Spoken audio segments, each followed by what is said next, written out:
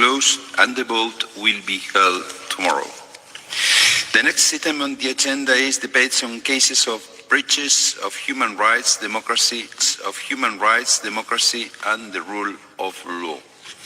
Next debate on the agenda is post-election situation in Uganda and threats against opposition leader Bobi Wine.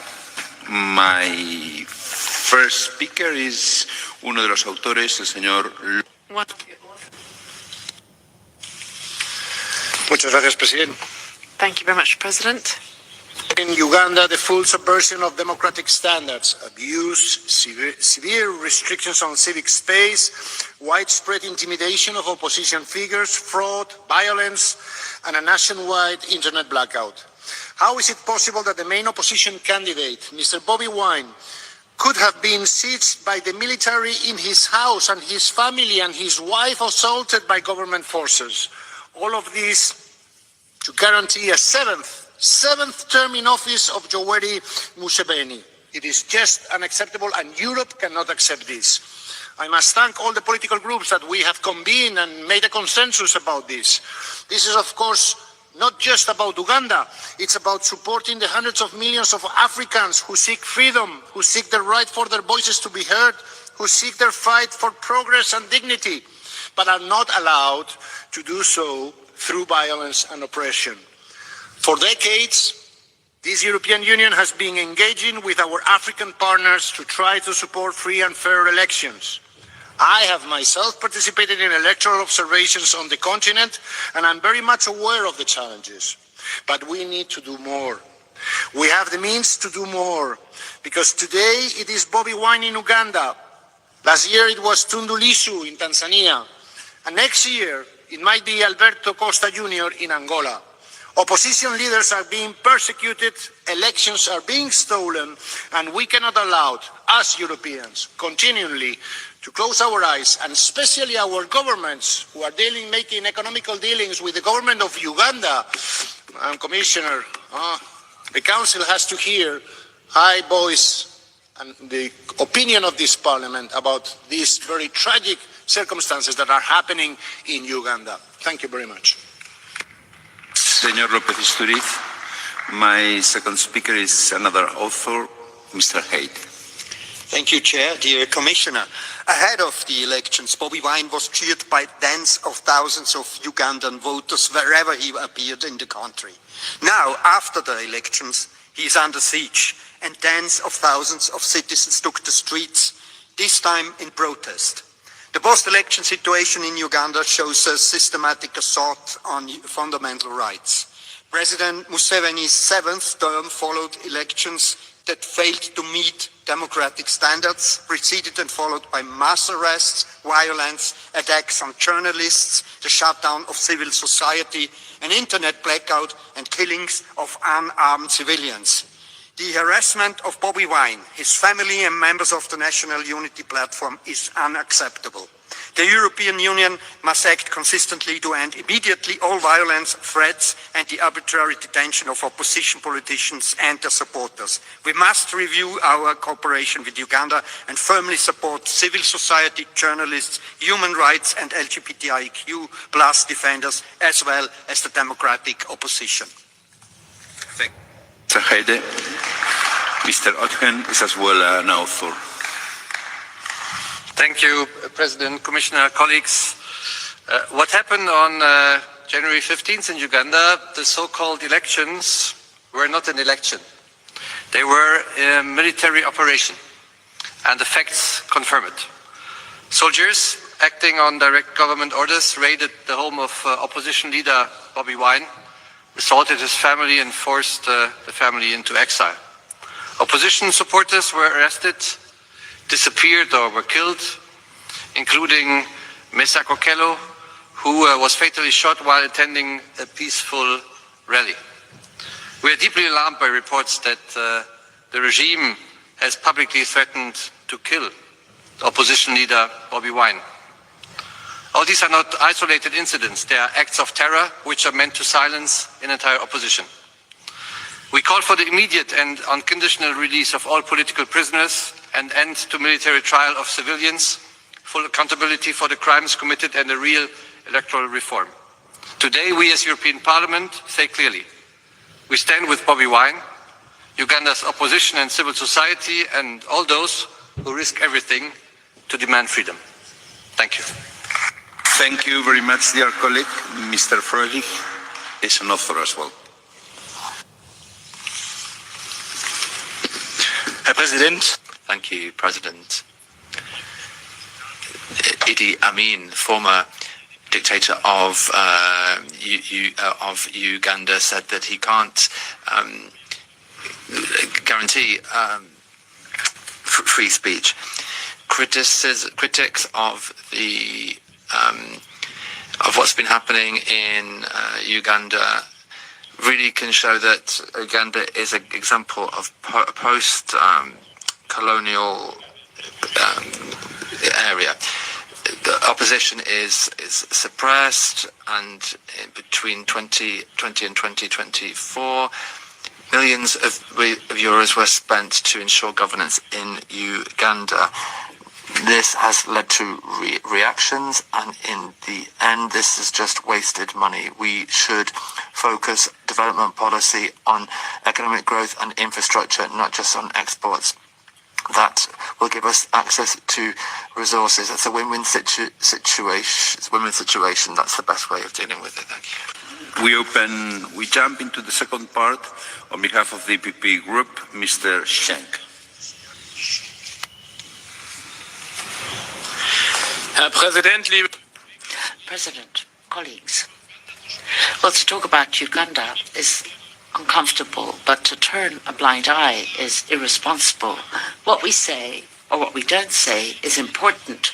Uganda is in a situation which we cannot possibly ignore. We're talking about citizens who suffer from violence, media that are not allowed to do their work, opposition with a very narrow and ever narrowing political area. So the elections that have been characterized by imprisonment and also the removal of the internet, and Bobi Wine, who's had to go into hiding. This is a violation of basic principles. We in the Union want to have partnerships based on human dignity, on freedom, and on the rule of law. Our message, therefore, is absolutely indispensable. We stand on the side of the people of Uganda, not on the side of political repression. Power without legitimacy is fragile. Stability with no freedom is fragile too. So we need to make sure that we protect human rights. Thank you. Mr. Bullman, you have the floor on behalf of the Socialists and Democrats group. Herr Präsident, Frau President, Commissioner, please allow me to read a social media post, to quote it. 22 NUP terrorists since last week. NUP steht für National Unity. NUP is the National Unity Platform. That's the opposition party. I continue to quote. The 23rd is Kabobi. Kabobi steht für Bobi Wine. Kabobi is Bobi Wine, the leader of the opposition and the candidate for the presidency. That quote is from the son of the president. He's also head of the Ugandan army. The post has now been removed, apparently because they fear an international reaction. I'm in favour of offering money to strengthen democracy. I'm in favour of protecting human rights through our cooperation. But this is completely unfair, what is happening, and I'm waiting for action from the Commission and the Council. The European Parliament is not going to let this go. My next speaker on behalf of the ESN group is Mr. Siskowski. Dziękuję bardzo, panie. Thank you, Chair, ladies and gentlemen. 40 years is a long time, and 40 years ago the world was completely different. Diego Maradona was the best football player. Margaret Thatcher was the ruling person in the UK. Uganda has had the same president all the time, so no surprise people want changes. But for the 40 years, the president of Uganda did not change either. He rules with the same methods all the time. And this shows the divergence between what we're talking here, where we condemn the behavior of authorities, and that we make business with Uganda. So here there is this discrepancy, because on the one hand we talk about it and indeed we invest there, and we have a policy which should be real politics, that is, we focused on business and raw materials. The violence obviously has a very dark side to it, and we should condemn what's happening there. On the other hand, foreign policy should be about caring about our own interest. Thank you. Much, dear colleague. I have 3 requests for the catch the eye. First one is Mr. Stier.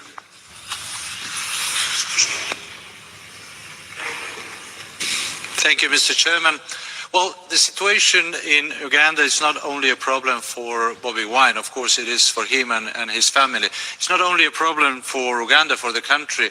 We've seen that last year in Tanzania. We are fortunately are seeing that in other parts of Africa. But this is also a failure for us. It's a failure of our development cooperation policy. Because I will remind that in the UN SDGs, the 16th SDG is about good governance. And this is exactly what is lacking, for example, in Uganda. And then we are thinking, why is the case that for every euro that we are sending in our development cooperation, there are 10 times more euros that are evaporated in corruption in these countries. This is because there is no accountability, because the opposition is treated in that way, because we have presidents that are in the 7th mandate without any checks and balances. This is a failure also of our development cooperation policy. Thank you.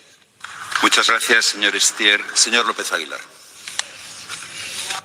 Dear Chair, President, González Pons, Commissioner, more than 10 years ago, my first mandate is this European Parliament. I was a member of a EU electoral observation mission to Uganda, a country long tormented by oppressive, brutal regimes. Museveni was elected. So many years after, Museveni is still in place, but democracy has been eroded, human rights continue to be violated. I had the opportunity to check the importance and the weight of EU diplomacy on the spot in Uganda.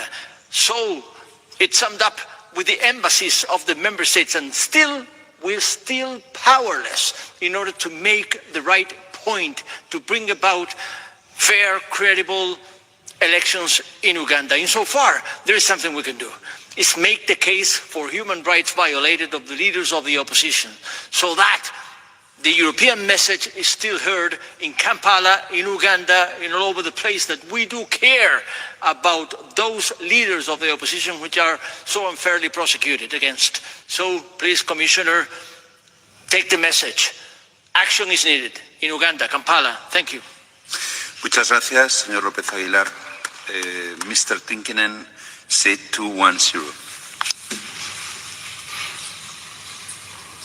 Mr. President, Uganda's president, who has been in power for more than 40 years, has placed the only credible opposition candidate under house arrest. 40 years in power, and challengers are put under house arrest. This is not democracy, it is criminal. Now listen to what the EU's official policy is at the same time regarding its support for Uganda.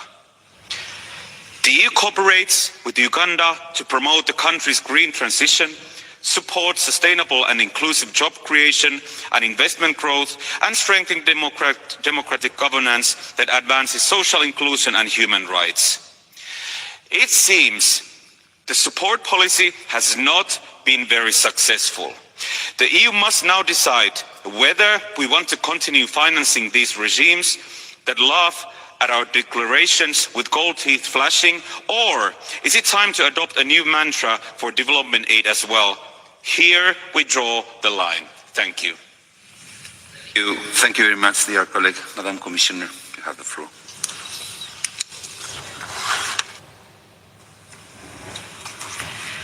Honourable members, the European Union, through its delegation in Kampala and locally represented European Union member states, have been following closely the run-up to and the elections on January 15, 26. These engagements included meetings with all political parties, including with the National Unity Platform, as well as with electoral bodies and with government and the leadership of the Ugandan People's Defence Forces. An EU-funded project focused on electoral violence prevention called Let's Talk Peace was launched ahead of the campaign, which was welcomed by stakeholders across political lines. A diplomatic watch by the EU delegation was carried out on election day, and the spokesperson of the European External Action Service issued a statement after the announcement of the results.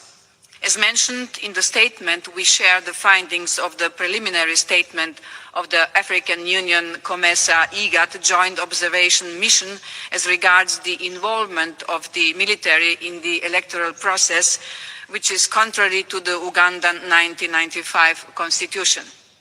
Furthermore, the internet shutdown implemented 2 days before the elections clearly limited access to information and freedom of association.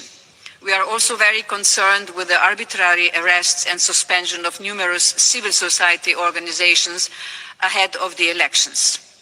We call for investigations and accountability following the reports of death, violence and detentions of opposition politicians and human rights defenders, as well as for clarification of the current situation of Bobi Wine in particular. We call on all political actors to exercise restraint, to refrain from violence or incitement. The EU, despite the current challenges, will continue engagement with Uganda on a broad-based agenda based on shared interest and mutual respect, including on trade, critical raw materials. Our cooperation and humanitarian programs promote a Team Europe approach, exploring opportunities for transformative projects, including under the Global Gateway.